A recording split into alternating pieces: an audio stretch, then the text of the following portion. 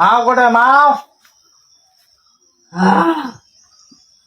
দেখুন সে মামা করতেছে, আমি তার কানে তার মামা করে ডাক দেওয়ার সাথে সে মামা করতেছে। মা মাও। দেখুন সে খোঁজাখুঁজি করতেছে। দেখুন আসলে